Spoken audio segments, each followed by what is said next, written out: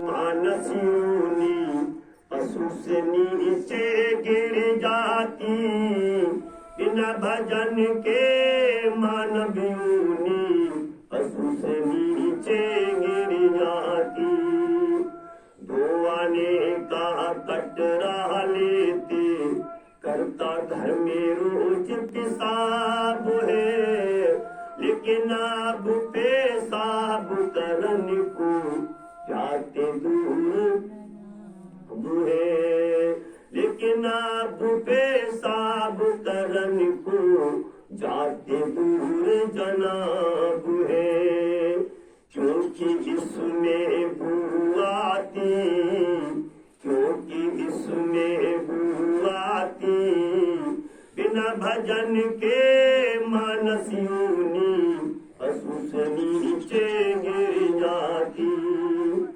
बाल गले में अटक जाए तो होता नहीं जलपान, भेड़ों के बालों से बनते कंबर और इल्मान, कि सर्दी में दुनिया सुख पाती, बिना भजन के मानसियोनी पशु से नीचे गिर जाती। और क्या कहा कि हड्डी मासी खून तेरे में बदबू आती पूरी, 80 रुपया छोला बिकती मिर्गा की कस्तूरी, कि हड्डी में हाथी ले गया बाजी, बिना भजन के मानसियोनी पशु से नीचे गिर जाती। और पशुओं के चमड़े से चलते बहुत जगत के काम, लेकिन मनुष्य तेरी चमड़ी से उठती नहीं छदाम, कि पुतली इस पर इतराती, और बिना भजन के मानवियोनी पशु से नीचे गिर जाती। उपस्थित प्रेमी सज्जनों, आए हुए मान भावों, इस भजन के माध्यम से हमें पता लग रहा था, जैसे कि रामायण से हमें पता लग रहा था कि बड़े भाग मानस तन पावा, सबसे बड़ा तन है ये, सबसे ऊंचा तन है, इससे ऊंचा तन कोई संसार में नहीं है। लेकिन विचार करने की बात है उपस्थित प्रेमी सज्जनों, इससे गिरा हुआ भी तन और संसार में कोई नहीं है। क्योंकि हर आप किसी भी जानवर को देखिए, उसकी हर वस्तु काम में आ रही है। मृग को देखिए, हाथ के हड्डी में हाथी ले गया बाजी, हाथी के दांत जो कितने कीमती बिकते हैं, हड्डियां भी बिकती हैं उसकी, भेड़ के बाल भी बिकता। हमारा बाल अगर गले में चला जाए तो खाना नहीं खाया जाता है ना, कहते हैं कि बाल तो नहीं चला गया गले में। तो जहां इसको ऊंचा बताया गया वहीं इसको नीचा भी कहा गया, सबसे नीचा गया गुजरा। कहते नहीं अरे भाई तो बिल्कुल गया गुजरा है, इसकी तो बात ही छोड़ो। तो एक विचार करने की बात है कि ऊंचा क्यों है और नीचा क्यों है। ऊंचा ये तन जभी है जब हमने इस तन को प्राप्त करके, लिखा गया रामायण में कि बड़े भाग मां बड़े भाग पायो रे सत्य संगा, बिनहि प्रयास होत भव भंगा। किस तन को हमने प्राप्त करके अगर हमने सत्संग प्राप्त कर लिया, भगवान की भक्ति कर ली, सदगुरु की शरण ले ली, तब तो ये जीवन जो है हमारा सार्थक है। वरना ये जीवन पशु से भी गया गुजरा बना बताया गया। क्योंकि हमारी कोई वस्तु देखिए, जो लाभांश लाशें होती है उनको टेस्ट बने हुए जलाने के लिए, जब कोई जिनका घालू नहीं होता तो वो टेस्टों में जाती है, टेस्ट को घूम के पैसा देना पड़ता है टेस्टों को समझाने होंगे, तो किसी काम का नहीं है हमारा तन। तो ये तन जो है कुछ समय के लिए मिला है। इस तन से कई ये जन्म तुझे अनमोल मिला, जो चाहे तू इससे कमा बाबा, अब कुछ दीन कमा कुछ दुनिया कमा, अब कुछ हर के हेत लगा बाबा। तो हम दीन दुनिया तो बहुत कमा रहे, खूब पैसा इकट्ठा कर रहे, बड़ी बड़ी बिल्डिंगें बनाने का काम कर रहे, लेकिन हमने कभी इस बात पर विचार किया कि कुछ हर के हेत लगा बाबा।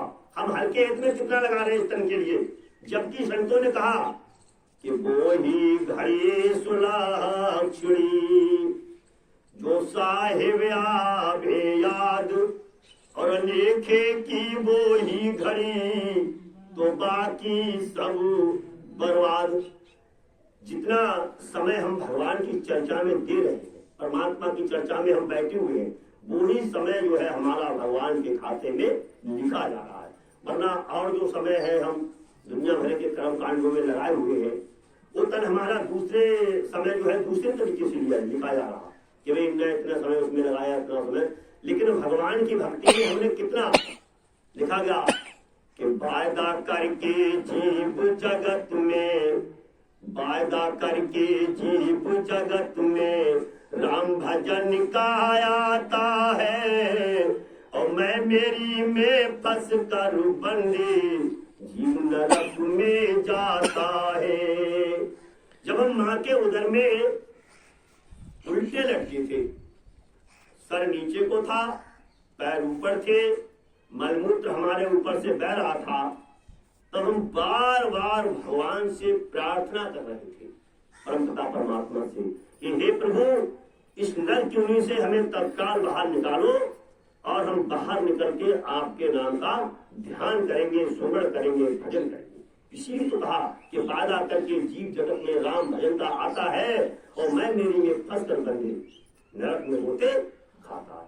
जब हम परमात्मा ने हम पर कृपा कर दी, माँ के उधर से बाहर निकाल दिया और बाहर निकलने के बाद क्या हुआ कि अगर हमें भगवान के भजन के बारे में किसी ने समझाने का प्रयास भी किया तो भी हमने तो भी हमने उसकी बात को सुनने का प्रयास नहीं किया, समझने का प्रयास नहीं किया।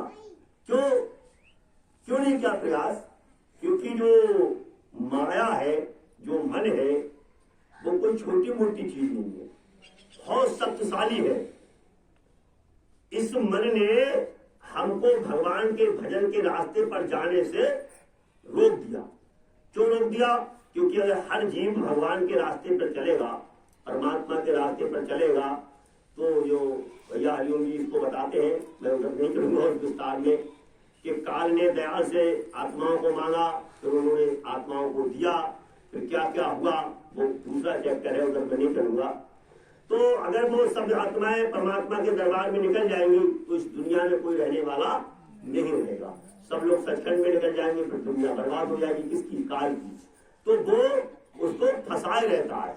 रामायण में लिखा गया इसके बारे में, कल मलना से धर्म सब अरलुपत भय सदग्रंथ दामिन निज मत कल्प तर्क प्रकट किए बहु पंथ। कि कलकाल के अंदर जितने भी धर्म ग्रंथ हैं वो सब लुप्त हो जाएंगे, नाश जाएंगे, मिट जाएंगे, हल्के पड़ जाएंगे।